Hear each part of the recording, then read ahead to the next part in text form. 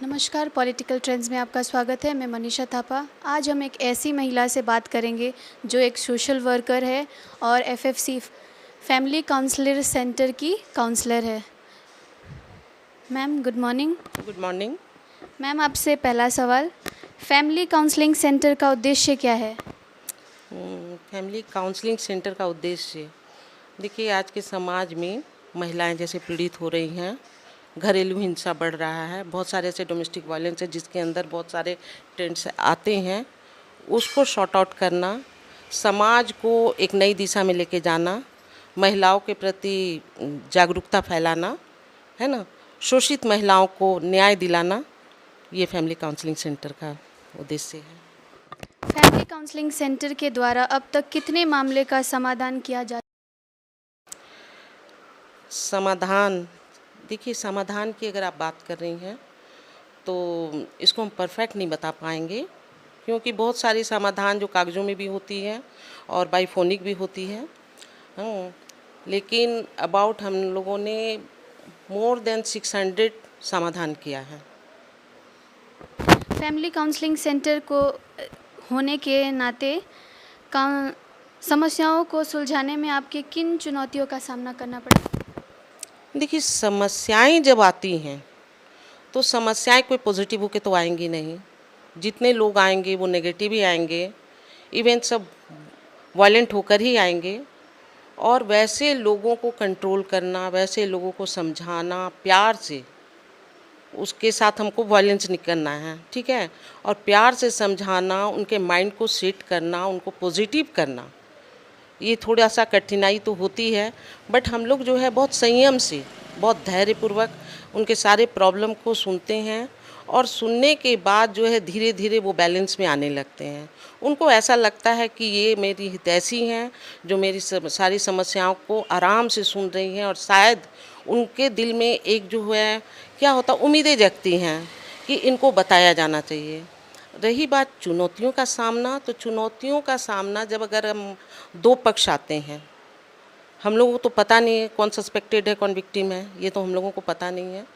लेकिन यहाँ पे हमने जो देखा है कि जैसे जो भी महिलाएं चाहे पुरुष आते हैं, वो अपना जजमेंट के लिए पूरी तरह से माइंड मेकअप करके आते हैं, लेकिन काउंसलिंग में ये बातें नहीं होती है।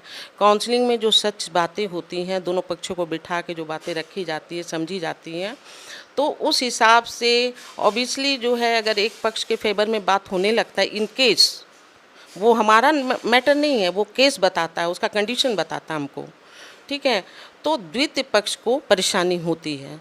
उस जगह हम लोगों को थोड़ा कुछ, आप समझ ही रहे हैं कि लोगों की मानसिकता क्या है, वो हम लोगों को झेलना पड़ता है। केसेस जो है कई तरह के होते हैं, लिविंग रिलेशनशिप के हो गए, डोमेस्टिक वायलेंस, उसमें जो है वायलेंस भी बहुत तरह के होते हैं। वायलेंस ऐसा नहीं है कि आपसे हमने थोड़ा सा बहस कर लिया वो वायलेंस हो गया, इवन मार पीट, बहुत सारी ऐसी चीज़ें होती हैं जो वायलेंस में आती हैं, गाली गलौज। अभी जस्ट एक बात हो रही थी, क्लाइंट से हमारी बात हो रही थी, एडिक्ट्स से रिलेटेड है, तो अभी उसका कंडीशन भी सही है। वो भी इस तरह के लोगों से हम लोग को जूझना पड़ता है, झेलना पड़ता है। काउंसलिंग एक बार नहीं, कई बार हम लोगों को करना पड़ता है। ये नहीं कि हम लोग मेंटली प्रिपेयर है कि आ गया क्लाइंट, उससे एक बार हम बात कर लिए, क्लियर हो गया, नहीं, हम लोगों को बार बार उन लोग को समझाना पड़ता है, उन लोग को बोलना पड़ता है, उनसे मिलना पड़ता है, उनके घर जाके मिलना पड़ता है, उनके फैमिली रिलेटिव से मिलने पड़ते हैं, और सब को लेकर हम लोगों को संभालना पड़ता है। तो ये सब भी एक चुनौती में ही आएगी, क्योंकि ये मेरा एक्स्ट्रा वर्क की तरह हो जाता है ना, और फिर बाद में सब कंडीशन सही होने लगता है। ऐसे मामले बताए जो आपको अंदर से छू गए हों, जिसमें आपकी यादें जुड़ी हैं। देखिए जब से हमने काम किया है, जहाँ तक मेरी नज़र जाती है, बहुत सारे केसेस ऐसे आए, बहुत सारे लोग ऐसे आए हैं जो काफ़ी पीड़ित हुए हैं।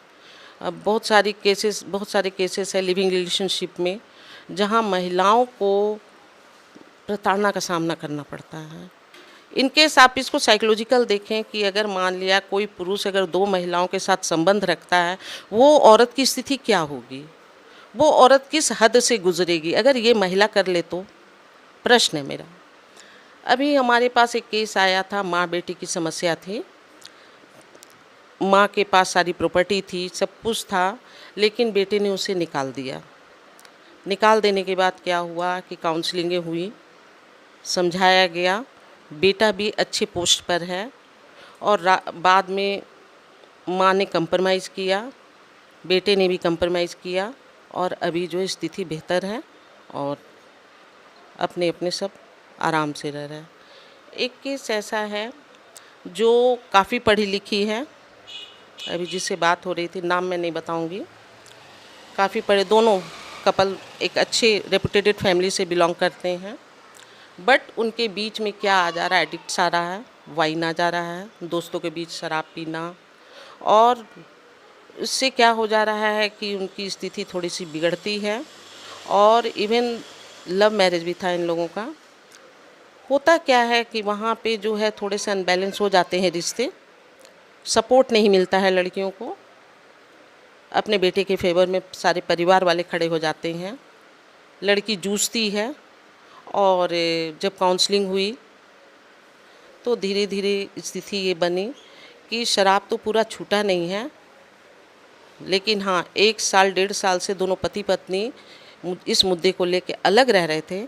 अभी जो है शराब भी कम हुआ है, मैं ये नहीं कहूँगी कि कंप्लीट छूट चुका है, कम हुआ है और फैमिली अभी सेटल्ड हो चुका है। हमारे पॉलिटिकल ट्रेंड्स के माध्यम से आप हमारे दर्शकों को क्या कहना चाहते हैं? देखिए, मैसेज तो बहुत सारे हैं जिसे दिया जा सकता है।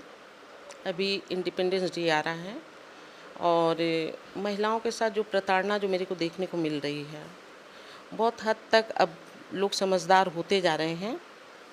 और मेरा विशेष मैसेज यही रहेगा कि कुछ, मैं सब पर एलिगेशन नहीं लगा रही हूँ, लेकिन कुछ लोग जो है अपने राइट्स का, फंडामेंटल राइट्स जो मिले हैं उसका मिसयूज़ ना करें। लड़की हो चाहे लड़का हो, सब अपने राइट्स का सही उपयोग करें, अपनी ड्यूटी अच्छी तरह से निभाएं। और ये जो आज़ादी हम लोगों को मिली है, हाँ, इस आज़ादी को और जो हमारा फ्रीडम मिला है, इस फ्रीडम को हम सही तरीके से यूज़ करके हम समाज को एक नई दिशा में ले जा सकते हैं। बहुत बहुत धन्यवाद मैम। तो दर्शकों, ये थी फैमिली काउंसलिंग सेंटर की काउंसलर संध्या शाह जी। धन्यवाद। देखते रहिए पॉलिटिकल ट्रेंड्स।